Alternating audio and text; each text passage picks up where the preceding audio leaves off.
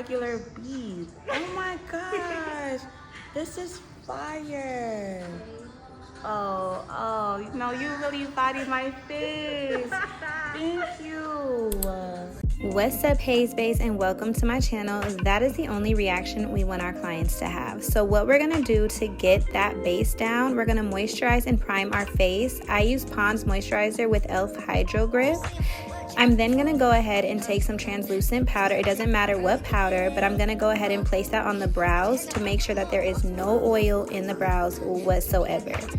I'm gonna go ahead and take my Maybelline eyebrow pencil. I use the shade Black Brown for her, and I'm just gonna go ahead and start basically drawing on her natural brow shape. I like to keep the brows as close to their natural shape as possible. I'm then going to go ahead and do the same for the top, but this time I'm not going to start right at the beginning. I start a little bit behind, and then I start to fill in her brows just very lightly. I don't want to do it too heavy. I am very light-handed at this part, and then we're going to go ahead and make brow strokes in the front, making upward strokes. When it comes to brows, it's okay if you get a little bit messy because we're going to go ahead and clean them up in a little bit with concealer. So if they are uneven, if they don't match, whatever, don't stress. We're about to clean it up.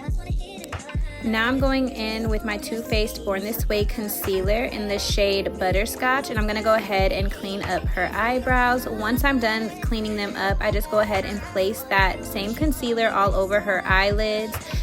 I'm going to go ahead and use this same concealer as her eyeshadow primer, so that's why I go ahead and place it all over the eyelids. And then I'm going to go ahead to the other eyebrow, and I'm just cleaning it up here as well, bringing it all the way down.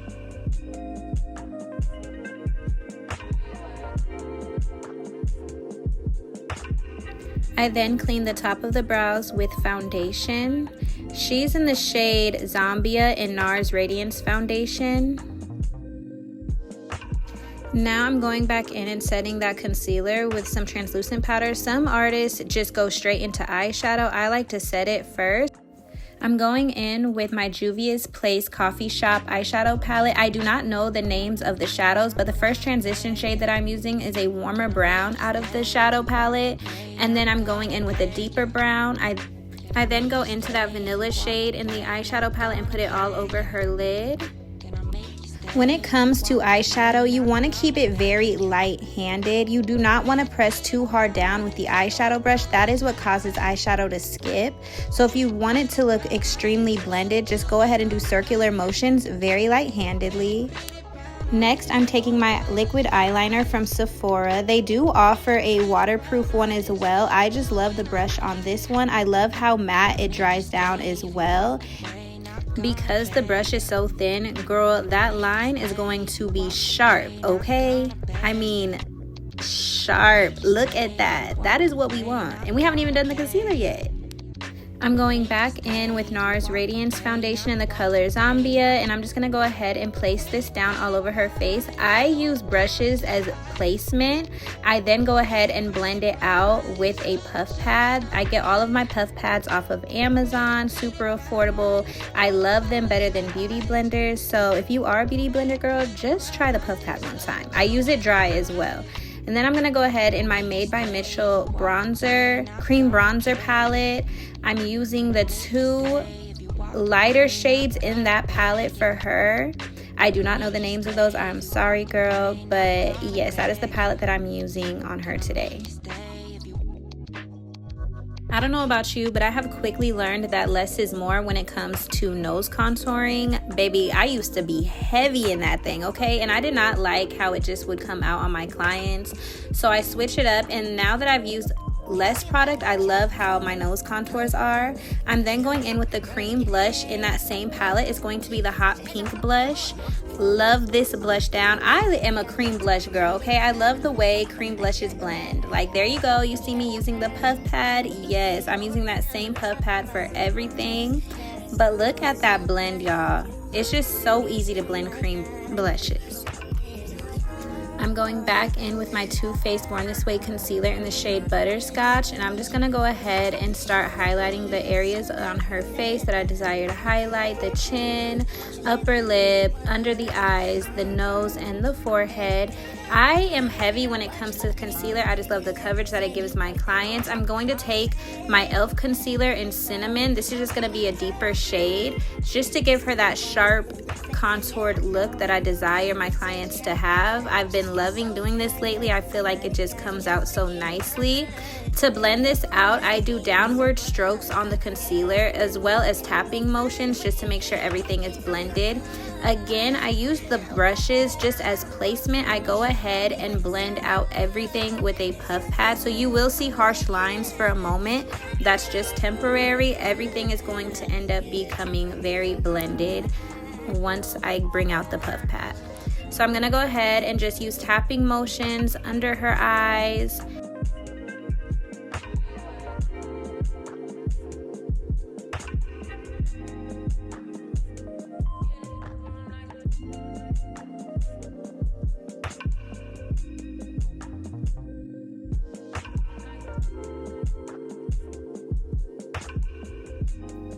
This is the star of the show. I love a good puff pad, y'all. I love the way it blends the makeup out. Like, look how it is literally erasing all of the harsh lines. It's melting everything into the skin, pressing everything into the skin without picking up product and separating makeup.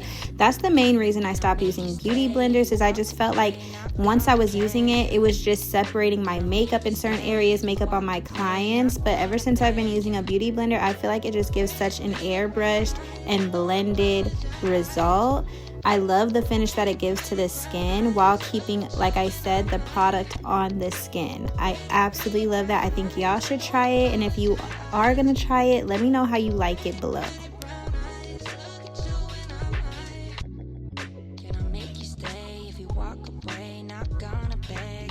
Now I'm going in with Sweet Honey from One Size. I'm putting that right below her eyes.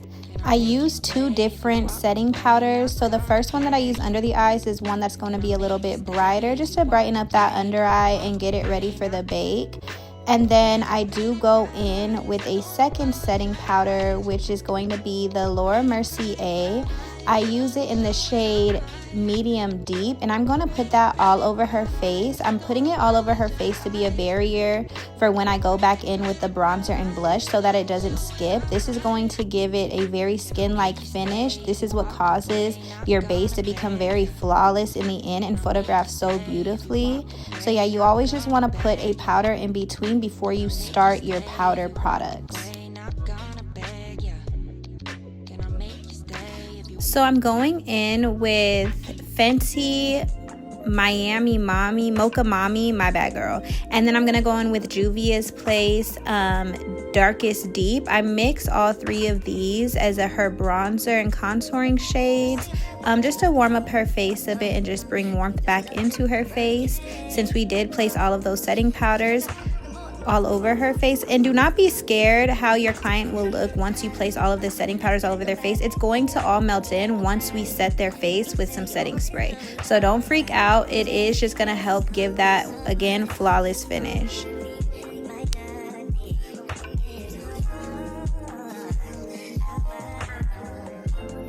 I'm then taking Mocha Mommy by Fenty, and I'm going to go ahead and contour her nose with that.